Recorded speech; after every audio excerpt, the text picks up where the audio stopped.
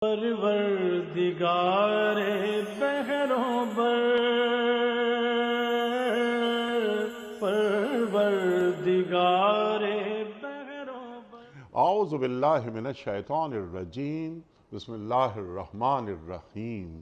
ان اللہ وملائکتہ یصلون علی النبی یا ایہا الذین آمنوا صلوا علیہ وسلموا تسلیما۔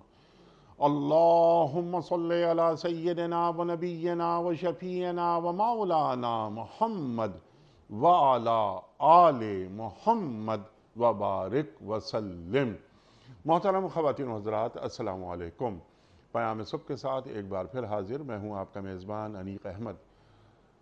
قرآن کریم پر گفتگو ہوتی ہے، ہمارے ملک کے جید علماء گفتگو فرماتے ہیں اور بتاتے ہیں، ہمیں سمجھاتے ہیں کہ محض تلاوت آیات کافی نہیں ہے۔ تلاوت آیات ان کا اپنا اجر ہے، اپنا ایک ثواب ہے۔ اللہ بڑا خوش ہوتا ہے تلاوت کرتے ہوئے بھی اور جب ہم تلاوت کو سنتے ہیں اس وقت بھی۔ لیکن قرآن کریم کا جو پیغام ہے انسانیت کے لیے، ان آیات کے معنی اور مفاہیم کیا ہیں؟ اللہ ہمیں کیسا دیکھنا چاہتا ہے؟ اللہ ہمیں کہاں دیکھنا چاہتا ہے؟ ہمارے معزز علماء تشریف لاتے ہیں، قرآن کریم کی ان آیات کے مطالب ہم پر واضح کر دیتے ہیں۔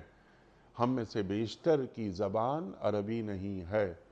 ہم اپنے علماء کے جتنے بھی شکر گزار ہو جائیں کم ہے کہ وہ تشریف لاتے ہیں اور ہماری علمی کمی کو پورا کر دیتے ہیں۔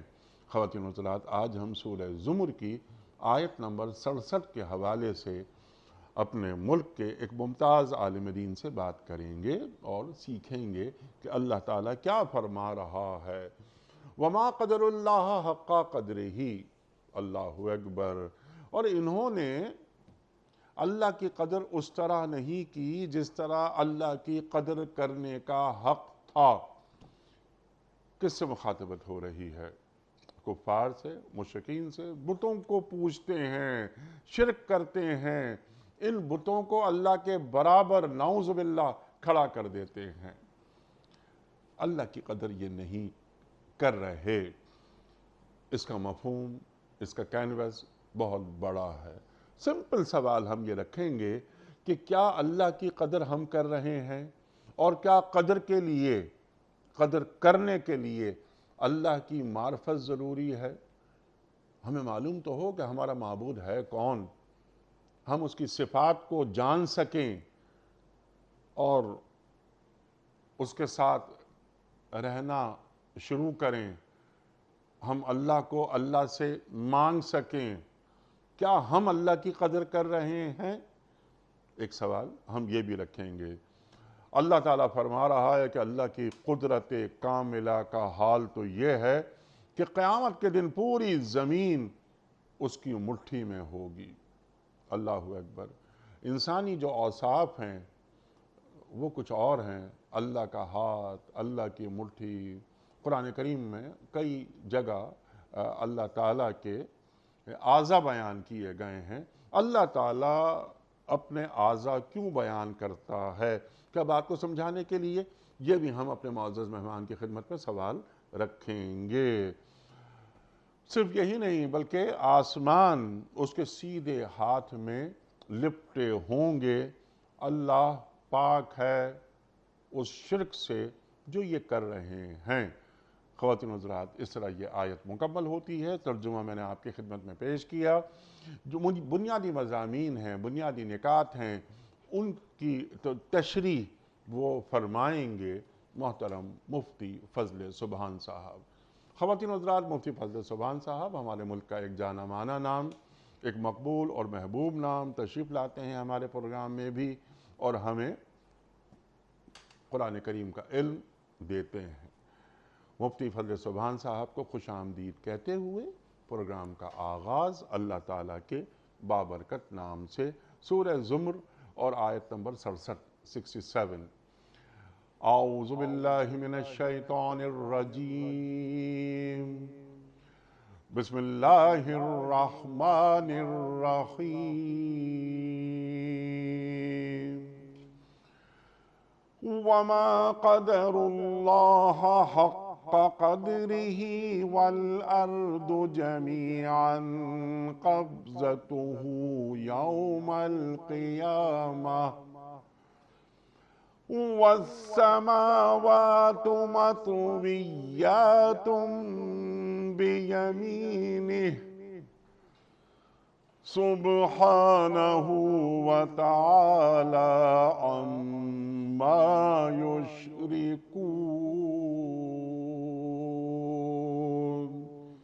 صدق الله العظيم۔ ان لوگوں نے اللہ کی قدر ہی نہ کی جیسا کہ اس کی قدر کرنے کا حق ہے۔ اس کی قدرت کاملہ کا حال تو یہ ہے کہ قیامت کے روز پوری زمین اس کی مٹھی میں ہوگی اور آسمان اس کے دست راست میں لپٹے ہوں گے۔ پاک و بالا تر ہے وہ اس شرک سے جو یہ لوگ کرتے ہیں۔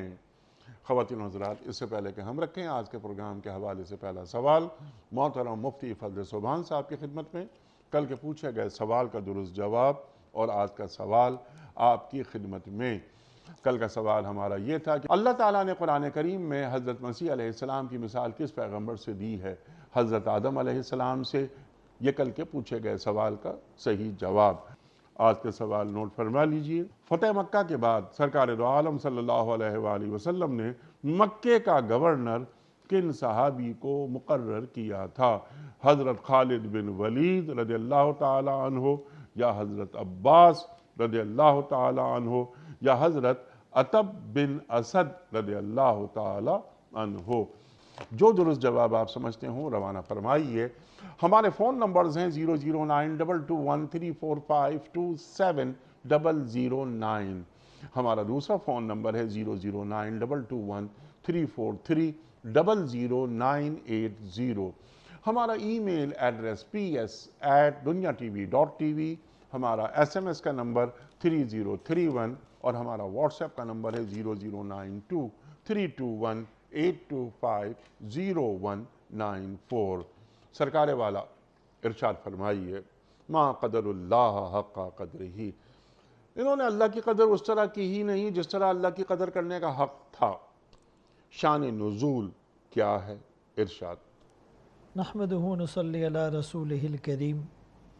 قرآن کریم کی ہر آیت، ہر جملہ، ہر لفظ، ہر حرف، بلکہ ہر نکتہ ہی اعجاز سے، فصاحت اور بلاغت سے پر ہیں۔ لیکن قرآن کریم کی بعض آیات ایسی ہیں کہ خود رسول اللہ صلی اللہ علیہ وسلم اس کی تلاوت فرماتے ہوئے یا اس کی تشریح فرماتے ہوئے بہت زیادہ تاکید فرمایا کرتے تھے۔ اللہ اکبر۔ ان آیات میں سے یہ بھی وہ آیت ہے کہ رسول اللہ صلی اللہ علیہ وسلم نے جب ممبر پر اس کو بیان فرمایا تو فرمایا ممبر گویا کہ ہلنے لگا۔ اس کی عظمت اور کبریائی اور بڑائی پر رسول اللہ صلی اللہ علیہ وسلم نے بہت زیادہ یعنی ایک خاص انداز اختیار فرمایا تھا۔ جیسے اس آیت میں ہے وما قدر اللہ حق قدری، کہ ان لوگوں نے اللہ کی قدر نہیں کی جیسے کہ حق تھا۔ اس سے ملتا جلتا مضمون ہے اتقوا اللہ حق تقاتی، اللہ سے ڈرو جیسے ڈرنے کا حق ہے۔ اسی سے ملتا جلتا مضمون ہے وَقَلِيلٌ مِّنْ عِبَادِيَ الشَّكُورِ، کہ میرے بندوں میں شکر کرنے والے بہت کم ہیں۔ اس سے ملتی جلتی حدیث پاک ہے کہ فرمایا اللہ سے ایسے حیا کرو جیسے حیا کا حق ہے۔ تو صحابہ کرام رضی اللہ عنہم نے پوچھا کہ حیا کا جو حق ہے اس سے کیا مراد؟ تو ملا علی قاری رحمت اللہ علیہ نے اس کے ضمن میں ایک جملہ لکھا اللہ یرا کا مولا کا حیث نہا کا۔ آپ اپنے انٹرو میں بھی اس کو بتا چکے ہیں کہ تمہارا مولا تمہیں وہاں نہ دیکھے جہاں سے روکا ہے۔ سبحان اللہ۔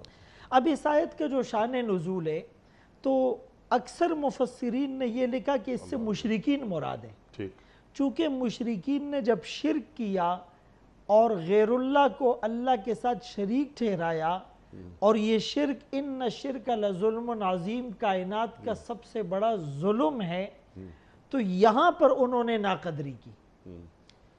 اگرچہ ضمناً اس سے یہ بھی مراد لیا جا سکتا ہے کہ وہ مسلمان جو اللہ کی عبادت کما حقہ ادا نہیں کرتے، اللہ کی معرفت پورے طریقے پر انہیں حاصل نہیں ہے، احکامات الہیہ کا نفاذ ان کی زندگی میں نظر نہیں آ رہا، تو وہ لوگ بھی مراد ہو سکتے ہیں۔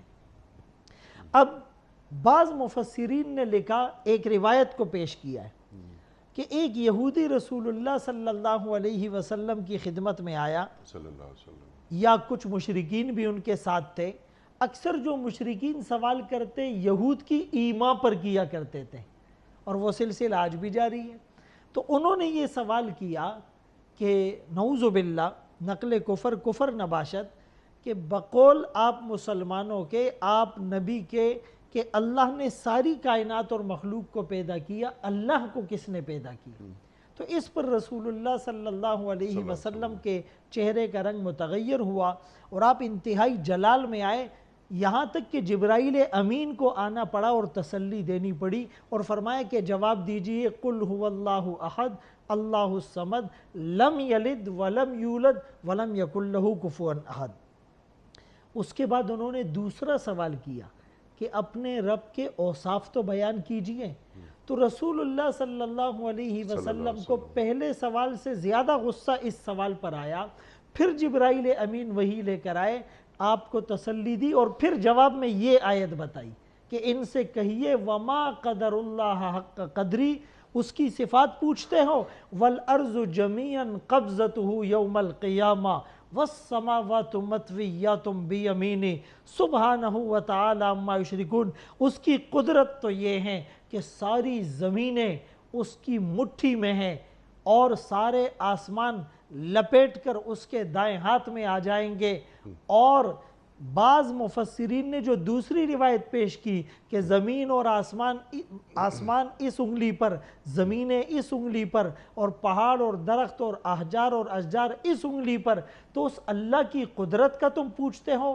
القادر علی کل شیء، ہر چیز پر قادر ہیں، المالک لکل شیء، ہر چیز کا مالک ہیں، کل شیء تحت قہرہ وقدرتہ، ہر چیز اس کے قہر اور قدرت میں ہے، تو تم اس کے اوصاف پوچھتے ہو۔ یہ ساری کائنات اس کے اشاروں سے چل رہی ہے، وہ متصرف الامور ہیں۔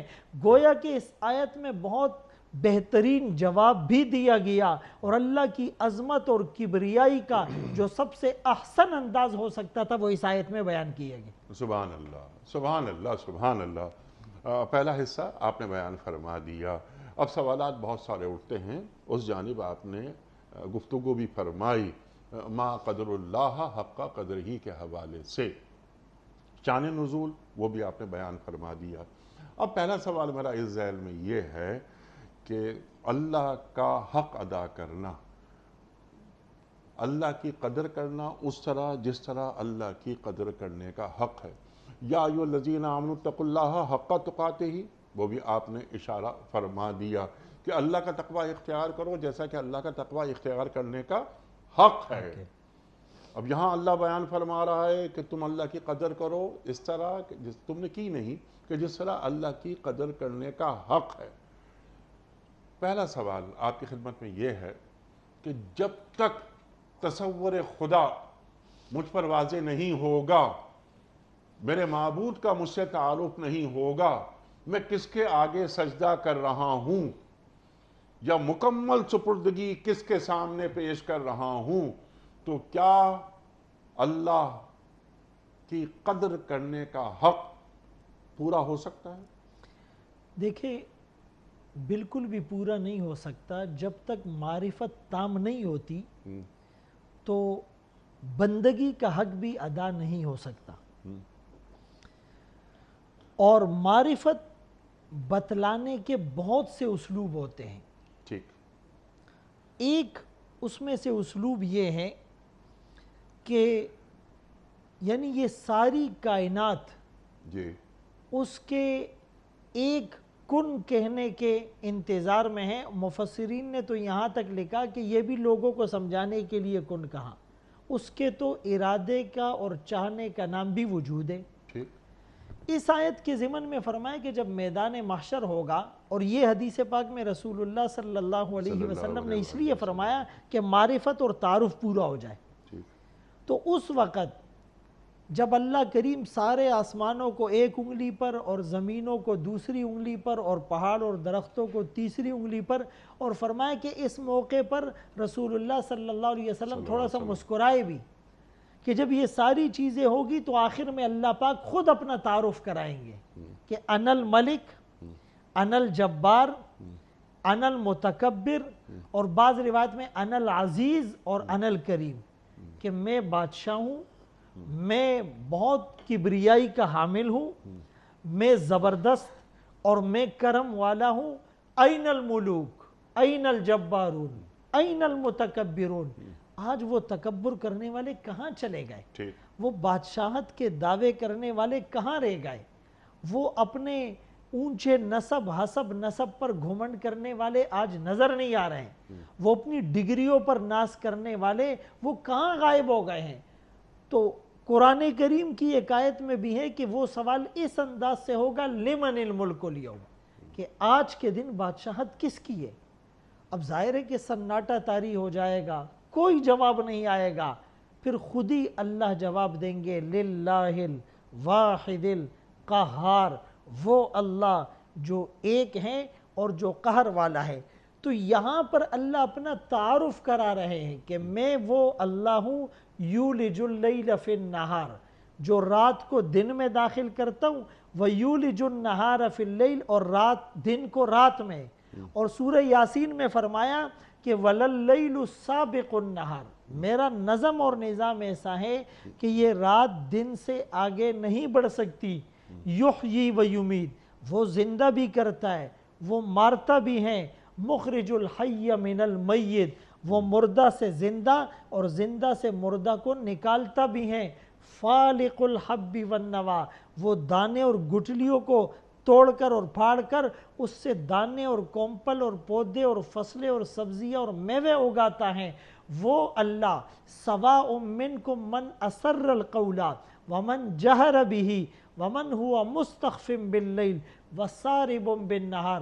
تم آہستہ بات کرو، تم زور سے بات کرو، تم رات کی تاریکی میں چلو، تم دن کو کھلے عام چلو، اس کے لیے سب برابر ہیں۔ یعلم السر واخفی، وہ کھلی اور چھپی چیزوں کو جانتا ہے۔ وَإِن تُبْدُوا مَا فِي أَنفُسِكُمْ أَوْ تُخْفُوهُ يُحَاسِبْكُمْ بِهِ اللَّهُ، تم اندر کی بات ظاہر کرو یا چھپائے رکھو، وہ تمہارا محاسبہ کرے گا۔ علیم بذات الصدور، وہ سینوں کے بھید جاننے والا ہے۔ یہاں پر موسیٰ علیہ السلام کے زمانے میں جب ایک چیونٹی کو پتھر سے اور دوسرے پتھر سے توڑ کر نکالا جاتا ہے تو اس کی زبان پر کیا جملہ تھا؟ سبحان من یرانی ویعلم مکانی ویسمع کلامی، کہ وہ اللہ پاک ہیں جو مجھے ان اندھیروں میں دیکھ رہا ہے، میری بات کو سن رہا ہے، میرا ٹھکانہ جانتا ہے۔ وَيَرْزُقُنِي وَلَا يَنْسَانِي، اور مجھے رزق بھی دیتا ہے اور مجھے ان لاکھوں کروڑوں مخلوقات میں مجھے بھولتا نہیں ہے۔ تو وہ اللہ یعنی جو رات کی تنہائی میں چلنے والی چیونٹی کی آہٹ کو بھی سنتا ہے، تو اس اللہ کا تعارف اس آیت میں بتا دیا گیا خلاصتاً کہ یہ پوری کائنات زمین اور آسمان اس کی مٹھی میں یعنی اس کی قدرت میں ہے۔ مفسرین نے یہاں پر یہ جملہ بھی لکھا کہ یہ جو اللہ کی مٹھی میں ہے یا اللہ کے دائیں ہاتھ میں ہے، تو اس سے مراد کیا ہے؟ آیا یہ حقیقی معنی پر محمول ہوگا یا یہ مجازی معنی پر تمثیل پر محمول ہوگا؟ تو متقدمین نے تو کہا حقیقی معنی مراد ہے، لیکن وہ جو اللہ کے اعضاء ہیں ما یلیق بشانہ، جو اس کی شان کے مناسب، لیکن متاخرین نے لکھا یہاں مجازی اور تمثیلی معنی مراد ہے کہ جب ہم کہتے کہ فلاں میری مٹھی میں ہے یعنی میری دسترس میں ہے، میرے قابو میں ہے، میرے کنٹرول میں ہے، حقیقت میں وہ مٹھی میں نہیں ہوتا۔ اسی طرح یمین کا اطلاق بھی قوت اور طاقت کے اوپر کیا جائے گا۔ تو وما قدر اللہ حق قدرہ عظمتہ الباہرہ، قدرتہ القاہرہ، اس کی عظمت بہت زیادہ وسیع اور اس کی قدرت بہت زیادہ مضبوط ہے۔ سبحان اللہ، سبحان اللہ۔ اللہ تعالیٰ کی عظمت بیان کرنا کیا بندے کے بس میں ہے؟ یہ بھی ایک سوال ہے۔ میں نے آپ کی خدمت میں سوال یہ رکھا تھا اور میں چاہتا ہوں کہ اس پر گفتگو آپ فرمائیں کہ اللہ تعالیٰ کی معرفت کے بغیر کیا اس کی عبادت ہو سکتی ہے؟ اللہ تعالیٰ کی معرفت کے بغیر کیا ہم حق ادا کر سکتے ہیں بندگی کا؟ اگر ہم نہیں کر رہے تو ہم اللہ تعالیٰ کی معرفت کیسے حاصل کریں؟ اور کیا اللہ تعالیٰ کو ہم سے یہ مطلوب ہے کہ ہمیں اس کی معرفت ہو؟ پورے قرآن کریم میں کہیں نظر نہیں آئی یہ بات کہ اللہ تعالیٰ کو مطلوب ہو کہ بندہ مجھے پہچانے۔ سمینا و اطانا، سماعت کرو میرے انبیاء جو احکام لائیں۔ انبیاء کے احکام نہیں ہیں، وہ میرے احکام ہیں، ان کو مانو۔ یہاں پر وما خلقت الجن والانس الا لیعبدون، قرآن کریم کی آیت، چند علماء نے لیعرفون کہا، ان معنوں میں رکھا، اور اس میں علامہ اقبال بھی شامل ہیں، حالانکہ عالم دین کی حیثیت سے تو انہیں نہیں لیا جاتا، لیکن جب وہ بیان کرتے ہیں تو وہ بھی یہی بات کہتے ہیں۔ میرا سمپل سوال ہے آپ کی خدمت میں کہ یہ اگر لیعرفون کی بات بھی ہم لے لیں، عبادت مجھے اللہ کا عاشق بنا دیتی ہے لیکن مجھے اللہ کا عارف نہیں بناتی، تو اللہ کا عارف بننا کیا اللہ کو مطلوب بھی ہے یا نہیں؟ اور میں اللہ تعالیٰ کی معرفت کے بغیر، یعنی اس کے صفاتی معاملات جو آپ نے بیان فرمائے، وہ حاکم ہے، خالق ہے، باری ہے، مصور ہے، ملک ہے، قدوس ہے، 99 صفات بیان کی جاتی ہیں، تو مجھے معلوم تو ہو کہ یہ مجھے جو رزق دے رہا ہے وہ رزاق دے رہا ہے، اللہ لا الہ الا هو الحی القیوم۔ تو معرفت کا تعلق ایک بندے کا کیا ہونا چاہیے اللہ سے؟ دیکھیں، یہ بات میں بہت اچھی طرح واضح کر چکا ہوں کہ اللہ کو یہ مطلوب ہے کہ بندہ مجھے پہچان لے۔ مطلوب ہے، بالکل مطلوب ہے۔ قرآن کریم کی کوئی آیت؟ میں اپنی بات پوری کروں۔ ما خلقت الجن والانس الا لیعبدون، جیسے بعض مفسرین نے لکھا لیعرفون، اس کے ضمن میں ایک حدیث آتی ہے کہ اللہ پاک فرماتے ہیں کہ کنت کنزا مخفیا، میں ایک چھپا ہوا خزانہ تھا، میں نے یہ پسند کیا کہ لوگ مجھے پہچان لیں۔ اور پھر وہ طویل حدیث ہے، بعض محدثین نے اس کو ذکر کیا ہے کہ رسول اللہ صلی اللہ علیہ وسلم نے جب بیان کیا کہ اللہ نے جب مخلوق کو پیدا کیا تو آدم علیہ السلام کے دائیں پشت پر ہاتھ مارا، بہت سی مخلوق پیدا ہو گئی، بائیں پشت پر ہاتھ مارا، بہت سی مخلوق پیدا ہو گئی۔ دائیں طرف والے جو ہے وہ چمکتے چہروں والے تھے اور بائیں طرف والے سیاہ مسودہ چہروں والے تھے۔ فرمایا ان کو جنت کے لیے پیدا کیا، ان کو جہنم کے لیے پیدا کیا۔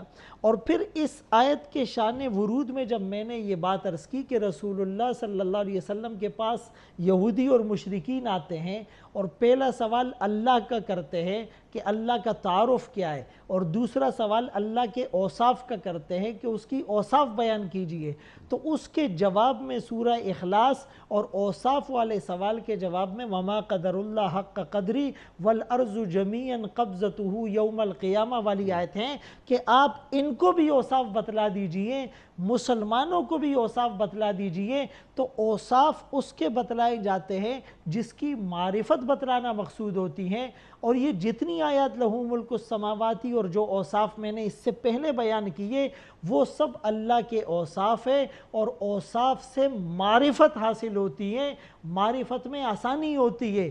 ہم کسی کے بارے میں پوچھتے ہیں کہ بھئی فلاں آدمی کون ہے، تو پہلے اجمالی جواب دیا جاتا ہے کہ جی فلاں وہ ہیں، پھر وہ کیسے آدمی ہیں، پھر ان کی صفات کو، ان کے اوصاف کو، محاسن اور محامد اور خوبیوں کو بیان کیا جاتا ہے۔ تو اللہ پاک کی معرفت کے بغیر تو اللہ کی عبادت کا حق ادا نہیں ہو سکتا۔ اسی لیے مشرکین نے اگر اللہ کو صحیح پہچان لیا ہوتا تو وہ شرک کیوں کرتے؟ وہ اللہ کے ساتھ غیر اللہ کو شریک کیوں کرتے؟ اور وہ 360 بت مکے میں کیوں قائم کرتے اور نصب کرتے؟ اور وہ ارباب متفرقون خیر ام اللہ الواحد القہار کی نوبت کیوں پیش آتی؟ وجہ یہ تھی کہ ان کو معرفت پوری حاصل نہیں تھی۔ اور یہ جو رہی بات کہ معرفت کیسے حاصل ہوگی، معرفت حاصل ہوگی اس کے کلام سے۔ یہ اللہ کا کلام ہے اور ایسا کلام ہے نحن نزلنا الذکر وَإِنَّا لَهُ لَحَافِظُونَ کی اس پر مہر ثبت کر دی گئی ہے۔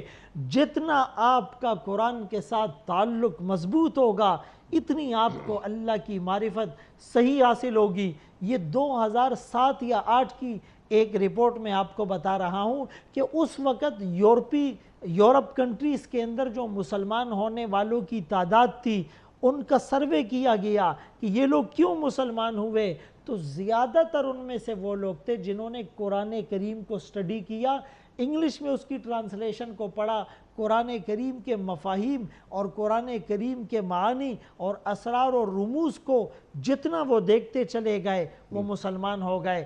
فرانس کا ایک انگریز جب مسلمان ہوتا ہے اس سے انٹرویو لیا جاتا ہے کہ آپ قرآن کی کس آیت سے متاثر ہوئے؟ اس نے کہا میں نے آبدوز میں بہت عرصہ وقت گزارا ہے، جب میں نے قرآن کریم کو سٹڈی کیا اور ایک آیت میری نظر سے گزری فی بحر اللجی او کظلمات فی بحر اللجی یغشاہ موج من فوقہ موج من فوقہ سحاب ظلمات بعضها فوق بعض اذا اخرج یدہ لم یکد یراہا، کہ قرآن کریم نے کافروں کے دل کے اندھیرے، تاریکی اور ڈارکنیس کی مثال دی کہ جیسے سمندر کی تہ میں کوئی چیز پڑی ہو، اس کے اوپر موج ہو، اس کے اوپر موج ہو، پھر اس کے اوپر بادل ہو، پھر اندھیری رات ہو۔ تو فرمایا جتنی تاریکی وہاں ہوتی ہیں اتنی تاریکی کافر کے دل میں ہے جو اللہ کو نہیں پہچانتا۔ تو یہ میں نے ریسرچ کی کہ 1443-44 سال پہلے تو اتنی ٹیکنالوجی اور اتنے انسٹرومنٹ اور ایکیوپمنٹ نہیں تھے اور اتنا معاشرہ یعنی اس نے ترقی اور ارتقاء کی منزلیں طے نہیں کی تھی۔ قرآن نے اس موقع پر یہ کہا کہ سب سے زیادہ تاریکی سمندر کی تہ میں ہے۔ آج سائنس نے اس بات کو پروف کیا کہ سب سے زیادہ ڈارکنیس وہ سمندر کی تہ میں ہوتی ہے۔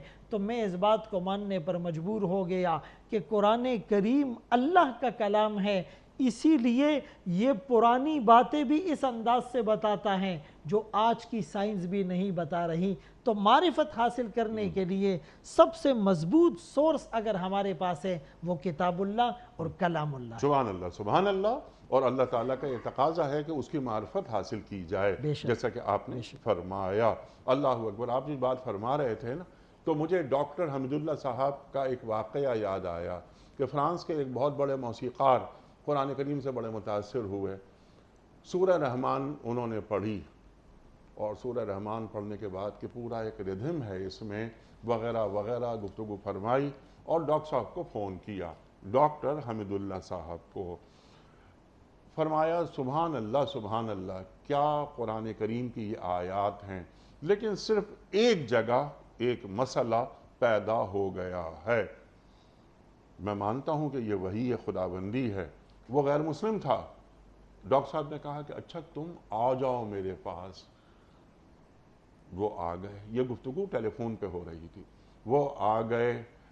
اس عرصے میں ڈاکٹر حمید اللہ صاحب نے اللہ سے دعا مانگی کہ اے اللہ میرے ذریعے اس تک دین کا پیغام پہنچ جائے۔ پوری سورہ رحمان اس نے پڑھی، اس نے کہا ایک ردھم ہے، یہ خاص ردھم ہے جو اللہ تعالیٰ نے اس میں پیدا کیا، لیکن ڈاکٹر صاحب میں یہاں اٹک رہا ہوں۔ ڈاکٹر صاحب نے کہا کہ اب تم اس آیت کو اس انداز سے پڑھو، تم پڑھ ہی غلط رہے ہو۔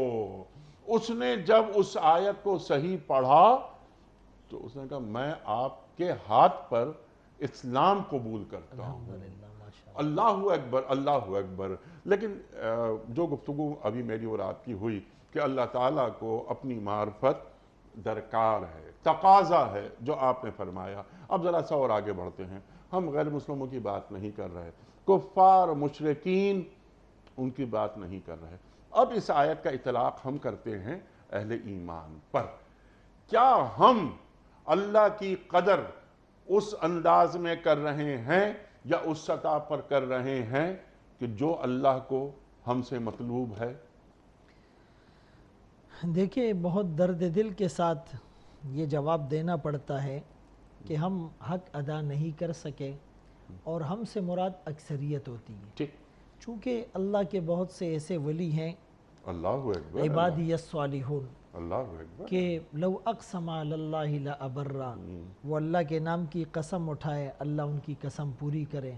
اللہ. وہ کسی پر نگاہ ڈالے وہ پار ہو جائے، وہ کسی کے کندھے پر ہاتھ رکھے اور کلمے اور نماز کی دعوت دے، کوئی انکار نہ کر سکے. وہ رات کو جب مصلی کی پیٹھ پر سوار ہو کر آنسوؤں کی بارش سے دل کی زمین کو سیراب کرے، تو بزبان حال پھر یہ شعر نکلتا ہے، ہمارا کام ہے راتوں کو رونا یاد دلبر میں، ہماری نیند محو خیال یار ہو جانا. لیکن اکثریت کی بات ہم کر رہے ہیں کہ ہم حق ادا نہیں کر سکے. اچھا، رکاوٹ کیا ہے؟ اگر ہم حق ادا کرتے تو اللہ کی نافرمانی نہ ہوتی. اللہ اکبر. اللہ. رسول اللہ صلی اللہ علیہ وسلم کی سنتوں کے ساتھ ہم ایسا برتاؤ نہ کرتے. اللہ. قرآن کریم کے ساتھ ہم نے جو سلوک روا رکھا ہے، یعنی قرآن کو ثانوی حیثیت بھی بدقسمتی سے نہیں دے رہے، یہ چیزیں کبھی نہ ہوتی. ہماری 2 رکعت وہ ہماری اندر کی دنیا میں ہلچل مچا دیتی. ہماری زبان سے نکلا ہوا ایک سبحان اللہ، ایک الحمدللہ، ایک اللہ اکبر، اس سے عرش کے ستون ہل جاتے. اب رکاوٹ یہ ہے کہ ایک تو بنیادی طور پر ہم نے اپنے دل پر محنت ہی نہیں کی، یعنی عقل معاش کے چکر میں ایسے پڑے کہ عقل معاد کو بھول گئے. رسول اللہ صلی اللہ علیہ وسلم کو حکم دیا جا رہا ہے وَاصْبِرْ نَفْسَكَ مَعَ الَّذِينَ يَدْعُونَ رَبَّهُمْ بِالْغَدَاةِ وَالْعَشِيِّ. ایمان والوں کو حکم دیا جا رہا ہے یا ایہا الذین آمنوا اتقوا اللہ وکونوا مع الصادقین خالطوہم لتکونوا مثلہم. ہم اللہ والوں کی صحبت میں کتنا بیٹھتے ہیں، مسجد میں ہمارا وقت کتنا گزرتا ہے، قرآن کریم کی تلاوت میں اور تلاوت کے بعد اس کے معنی اور مفاہیم میں ہمارا کتنا وقت گزرتا ہے، اللہ کے سامنے یعنی ہم کتنا جھکتے ہیں. اگر ان باتوں کو دیکھا جائے تو یعنی ہم شرم سے پانی پانی ہو جائیں. پانی پانی کر گئی مجھ کو کلندر کی یہ بات، تو جھکا جب غیر کے آگے نہ تن تیرا نہ من. یہاں بہت سے مسلمان کہتے جی ہم تو غیر اللہ کے سامنے نہیں جھکتے، ہم تو اللہ کے سامنے جھکتے ہیں. یہ جھکنے کی قسمیں ہیں، کوئی کھڑے کو مانتا ہے، کوئی پڑے کو مانتا ہے، کوئی اپنی امیدیں اور خواہشات اور تمناؤں کا مرکز غیر اللہ کو بناتا ہے. بتوں سے تجھ کو امیدیں، خدا سے نا امیدی، مجھے بتا تو صحیح اور کافری کیا ہے. جب تک اس دل پر محنت نہیں ہوگی اور اس دل کو اللہ والوں کے حوالے نہیں کیا جائے گا. حکیم الامت مجدد ملت اشرف علی تھانوی رحمۃ اللہ علیہ نے لکھا کہ اپنے مرشد کے اپنے آپ کو یوں حوالے کرو جیسے نابینا بینا کے ہاتھ میں اپنا ہاتھ تھما دیتا ہے، وہ اس کو جہاں لے کر چلے. اگر یہ اس پر اعتماد کرے گا تو روڈ کراس کر جائے گا، اگر اعتماد نہیں کرے گا تو ایکسیڈنٹ ہو جائے گا.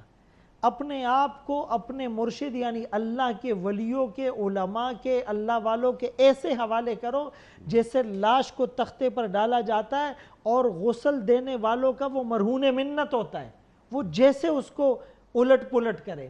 جب تک ہم اپنے آپ کو کسی مرشد، کسی مصلح، کسی عالم، کسی اللہ کے ولی، کسی صاحب نسبت، کسی اہل علم کے حوالے نہیں کریں گے، اس وقت تک دل کی دنیا تبدیل نہیں ہوگی. اور جب دل کی دنیا تبدیل نہیں ہوگی تو قرآن کریم کے لیے اور اس کے معنی اور مفاہیم کے لیے اور رسول اللہ صلی اللہ علیہ وسلم کی حدیث کے لیے ہمیں وقت نکالنا مشکل ہو جائے گا. اور جب ان چیزوں کو وقت نہیں دیں گے تو معرفت حاصل نہیں ہوگی. جب معرفت حاصل نہیں ہوگی تو عبودیت اور عبادت نہیں ہوگی، اور جب عبادت نہیں ہوگی تو وما قدر اللہ حق قدری کا مصداق بن جائیں گے. اللہ اکبر، اللہ اکبر. یعنی کونوا مع الصادقین، آپ نے ایک بنیادی جو گر ہے اللہ تک پہنچنے کا اللہ والے کی صحبت. جی. اللہ اکبر. یک زمانہ صحبت با اولیاء بہتر از 100 سالہ طاعت بے ریا. اللہ اکبر. جنہیں اللہ والوں کی صحبت نصیب نہیں ہونی چاہیے. قرآن فرما رہا ہے، اللہ کے رسول صلی اللہ علیہ وآلہ وسلم نے مزکی اور مربی ہو کر اپنا کردار بتایا، اور کیا قدسی نفوس تیار ہو گئے. اللہ اکبر. جنہیں نصیب نہیں ہو رہے اللہ والے، وہ کیا کریں؟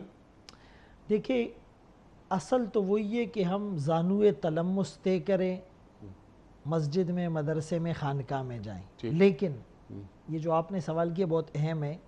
جنہیں نصیب نہیں ہو رہی تو وہ کم از کم یہ جو میڈیا یا سوشل میڈیا ہے اس پر جو دینی پروگرام ہوتے ہیں، جو علماء اس پر قرآن اور حدیث کو پیش کرتے ہیں، تو ان پروگراموں کو سنیں. کسی نہ کسی درجے میں یہ چیز دل میں اترے گی اور دل کی دنیا تبدیل کرے گی. یعنی ہم یہ جدید آلات اور انسٹرومنٹ سے فائدہ اٹھا سکتے ہیں. اگر یہ آپ کے پاس ہیں تو بھی تھوڑا سا آپ کو قرآن کریم کا علم آئے گا. اب آج کل یعنی ایک آدمی قرآن اپنے سامنے کھول لیں اور اسی نیٹ سوشل میڈیا کے ذریعے سے وہ کسی مفسر کی تفسیر دیکھنا چاہے، کسی محدث کی حدیث دیکھنا چاہے، کسی سوال کا جواب فتوے کی صورت میں چاہے، وہ سارے جوابات اس کو مل جائیں گے. یعنی کسی نہ کسی درجے میں تو یہ کنیکٹ ہو جائے گا. تو ان چیزوں کو، میڈیا ٹولز کو استعمال کیا جائے. ریسرچنگ ٹولز کو دینی کاموں کے لیے جب استعمال کریں گے تو اس سے بھی انشاءاللہ کم از کم عقیدہ محفوظ ہو جائے گا. اور عقیدہ وہ بیس اور فاؤنڈیشن کی حیثیت رکھتا ہے. وہ ہمیں شرک سے بچاتا ہے، وہ ہمیں رسومات، خرافات اور بدعات سے بچاتا ہے. اور جو آدمی موحد ہوگا، توحید تو یہ ہے کہ خدا حشر میں کہہ دے یہ بندہ دو عالم سے خفا میرے لیے ہیں. اس کے دل میں پھر اللہ ہی اللہ ہوگا، اس کے دل میں غیر اللہ کو جگہ نہیں ملے گی. نہیں، سبحان اللہ، سبحان اللہ. یہ بہت ضروری کام ہے. یہ ترجیحات میں اللہ شامل ہے یا نہیں ہے، توحید کے تعلق سے ہمارا رویہ کیا ہے، کیا ہم سمجھ بھی رہے ہیں. لیکن یہاں جو آپ نے باتیں فرمائیں، اس ذیل میں بس ایک دو سوالات ذہن میں اٹھتے ہیں. جس طرح آپ نے فرمایا کہ میڈیا کا کردار، تو ہم اللہ کے تعارف کے لیے میڈیا پر نمودار ہونے والے ہر مبلغ دین، ہر داعی دین کو کیا ہمیں سننا چاہیے؟ کیا وہ ان تمام اسٹینڈرڈز پر پورے اتر رہے ہیں جو اللہ اور اللہ کے رسول صلی اللہ علیہ وآلہ وسلم کو مطلوب ہیں؟ کیا ٹیلی ویژن پر آنے والا ہر دینی پروگرام اور اس میں بیان ہونے والی گفتگو ہمیں اللہ سے قریب کر رہی ہے، یا ہم صرف وقت گزارنے کے لیے کچھ چیزیں دیکھ لیتے ہیں؟ قرآن کریم وَإِذَا تُلِيَتْ عَلَيْهِمْ آيَاتُهُ زَادَتْهُمْ ایمانا. اللہ اکبر. اللہ والا کون ہوتا ہے؟ اللہ کے رسول صلی اللہ علیہ وآلہ وسلم سے پوچھا جا رہا ہے. اللہ والا وہ ہوتا ہے کہ جسے دیکھ کر اللہ یاد آ جائے. تو کیا ہمیں اس میڈیا کے ذریعے من حیث المجموع، جیسے آپ نے بات فرمائی کہ ہم اکثریت کی بات کرتے ہیں، یقیناً بہت اچھے لوگ بھی ہیں لیکن ان کی تعداد شاید خال ہے. تو وہ کون سی ریکوائرمنٹ ہے کہ جب میں کسی اللہ والے کی صحبت میں جاؤں تو کیا میں یہ ضرور دیکھوں کہ اس کا عمل، اس کی سند اللہ کے رسول سے مل رہی ہے یا نہیں صلی اللہ علیہ وآلہ وسلم. ٹیلی ویژن پر یہ آدمی بیٹھ کر بات کر رہا ہے، دین کو بیان کر رہا ہے، قرآن و حدیث کو بیان کر رہا ہے.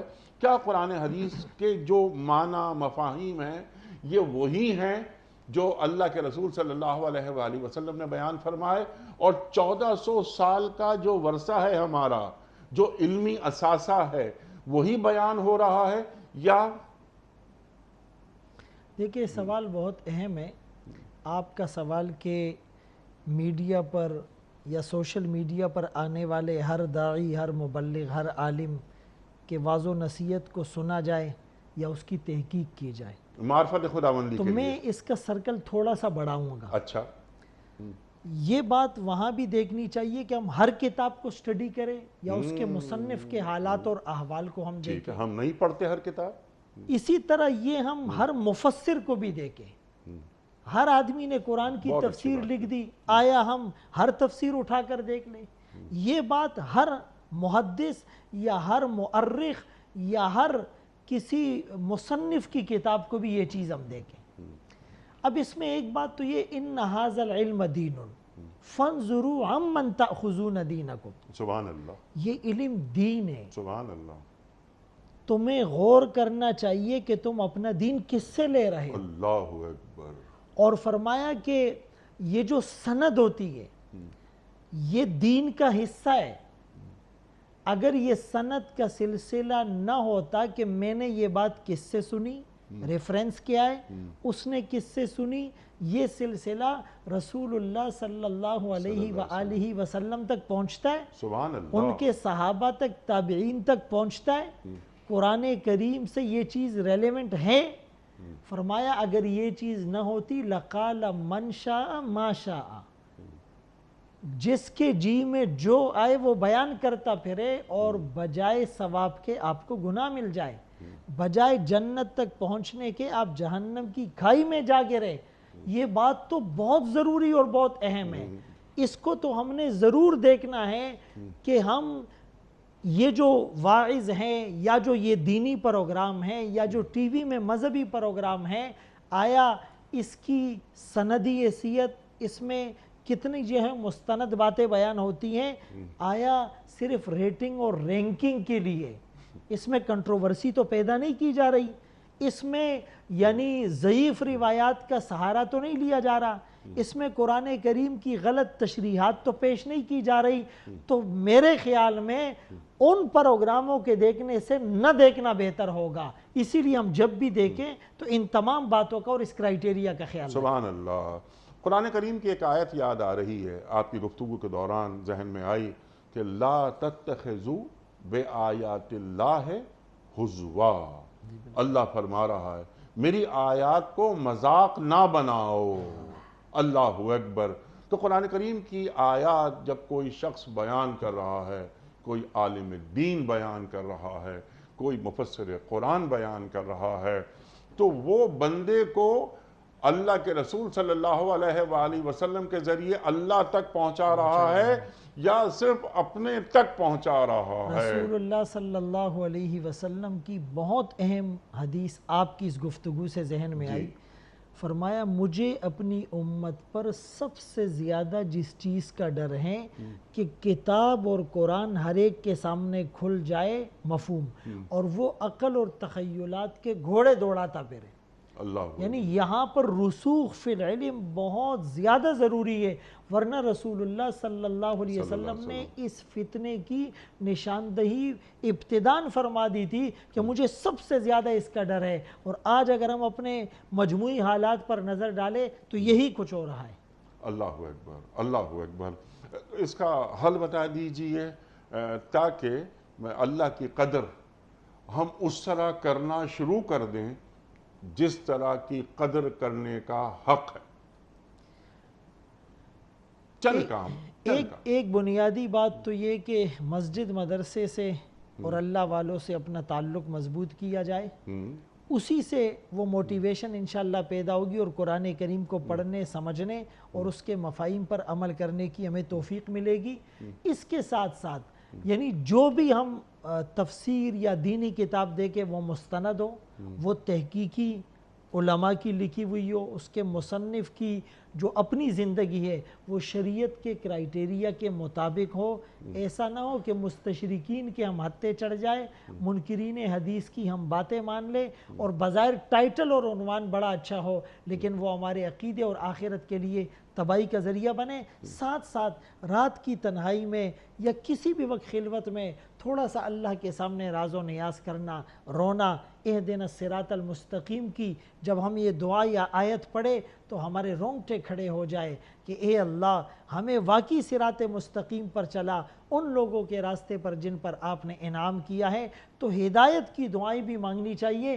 ثبت قلبی علی دینک، رسول اللہ صلی اللہ علیہ وسلم سے کہا گیا آپ بھی فرمایا ہاں ہاں میں بھی. تو میرا اور آپ کا کیا بنے گا؟ ایک ایک قدم پھونک کر رکھنا ہے، آن دی سیف سائڈ رکھنا ہے، بہت احتیاط کرنی ہے. کہیں پر بھی قدم ڈگمگا جائے، پھسل جائے، تھوڑی سی لرزش اور لغزش ہمیں جہنم میں گرا دے گی. اللہ تعالیٰ ہم سب کی حفاظت فرمائے. اللہ اکبر، اللہ اکبر. اور جب ہم اس عمل سے گزریں گے جو آپ نے بیان فرمایا تو اللہ تعالیٰ کی صفات ہم پر کھلنا شروع ہو جائیں گی اور اللہ کا حق ادا کرنا ہمیں آ جائے گا، امکان پیدا ہو جائے گا. اور اللہ کی قدر کرنا ہمیں قرآن کریم کی یہ آیات اور صاحب قرآن صلی اللہ علیہ وآلہ وسلم کی اتباع ہمیں اس راہ پر گامزن کر دے گی. قرآن کریم کی ایک آیت پر اس ذیل میں پروگرام ختم کرتے ہیں کہ وَالَّذِينَ جَاهَدُوا فِينَا لَنَهْدِيَنَّهُمْ سُبُلَنَا. کیا فرما رہا ہے اللہ؟ وہ لوگ جنہوں نے ہمارے راستے میں مجاہدہ کیا، لنہدینہم، لام بھی تاکید کا اور نون سکیلہ بھی تاکید کا، اللہ ضرور بضرور ہم ان کو رہنمائی کریں گے اپنے راستوں کی. سبیل مفرد نہیں کا، جمع راستوں کی. ہر طرف اس کے لیے ہدایت کے راستے کھلتے اور آسان ہوتے چلے جائیں گے. جب اللہ راستہ کھول دے بندے کے لیے تو اللہ کی قدر کرنا بھی آ جاتی ہے اور اللہ کا حق ادا کرنا بھی آ جاتا ہے. بے شک. مفتی صاحب میں آپ کا بڑا شکر گزار، بڑا ممنون آپ تشریف لائے. خواتین حضرات، ہمارے علماء کو اللہ سلامت رکھے، تشریف لاتے ہیں اور قرآن کریم سے ہمیں قریب کر دیتے ہیں. پیر، منگل، بدھ اور جمعرات 4 دن قرآن کریم کی آیات پر ہم پروگرام کرتے ہیں الحمدللہ ثم الحمدللہ. جمعہ اور ہفتہ 2 دن ہم نے رکھے ہوئے سوال و جواب کے لیے. بہت سارے سوالات ہمارے ذہنوں میں جنم لیتے ہیں، خاص طور پر ہمارے نوجوان، ان کے ذہنوں میں سوالات اٹھتے ہیں، وہ ڈھونڈتے ہیں جوابات. اہل علم کی صحبت انہیں نصیب نہیں ہوتی بعض اوقات. تو ان کے لیے، خاص طور پر ان کے لیے اور عام طور پر سب کے لیے یہ 2 دن جمعہ اور ہفتہ مخصوص ہیں. اپنے سوالات بھجوائیے، ہم رکھیں گے آپ کے سوالات کو اپنے عہد کے ایک جید مفتی صاحب کی خدمت میں اور ان سے حاصل کریں گے اور کرتے ہیں قرآن و سنت کی روشنی میں اپنے مسائل کا حل. الحمدللہ ثم الحمدللہ. ہمارا ایمان ہے کہ انفس و آفاق کا کوئی ایک مسئلہ بھی ایسا نہیں جس کا حل ہمارا دین پیش نہ کرتا ہو. ہمارا دین مکمل ہے. اليوم اکملت لکم دینکم واتممت علیکم نعمتی وردیت لکم الاسلام دینا. اللہ قرآن کریم میں فرماتا ہے. خواتین حضرات، ایک بار پھر مفتی فضل سبحان صاحب کا شکر گزار، آپ تشریف لائے. کوئز کل کا سوال ہمارا یہ تھا کہ اللہ تعالیٰ نے قرآن کریم میں حضرت مسیح علیہ السلام کی مثال کس پیغمبر سے دی ہے؟ حضرت آدم علیہ السلام سے. یہ کل کے پوچھے گئے سوال کا صحیح جواب. آج کے سوال نوٹ فرما لیجئے. فتح مکہ کے بعد سرکار دو عالم صلی اللہ علیہ وآلہ وسلم نے مکے کا گورنر کن صحابی کو مقرر کیا تھا؟ حضرت خالد بن ولید رضی اللہ تعالی عنہ، یا حضرت عباس رضی اللہ تعالی عنہ، یا حضرت عتب بن اسد رضی اللہ تعالی عنہ؟ جو درست جواب آپ سمجھتے ہوں روانہ فرمائیے. ہمارے فون نمبرز ہیں 00922134527 ہمارا دوسرا فون نمبر ہے 0092213450980. ہمارا ای میل ایڈریس ps@dunyatv.tv.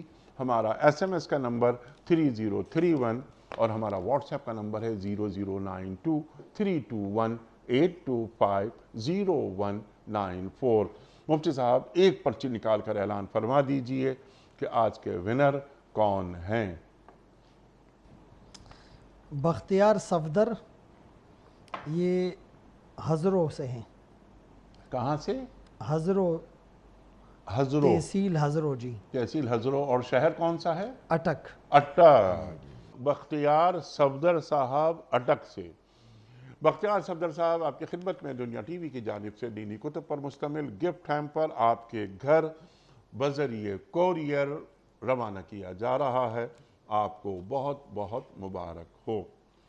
پیام صبح کا اختتام ہوتا ہے روزانہ ایک قول پر، اور وہ قول ہوتا ہے صاحب نہج البلاغہ امیر المومنین حضرت علی مرتضیٰ کرم اللہ وجہہ کا، آپ فرماتے ہیں غصے میں جلد بازی سے کام نہ لو جبکہ اس کے ٹال دینے کی گنجائش ہو۔ غصے میں جلد بازی سے کام نہ لو جبکہ اس کے ٹال دینے کی گنجائش ہو۔ سبحان اللہ سبحان اللہ۔ اپنے میزبان انیق احمد کو کل تک کے لیے اجازت دیجیے۔ خدا حافظ۔ پروردگار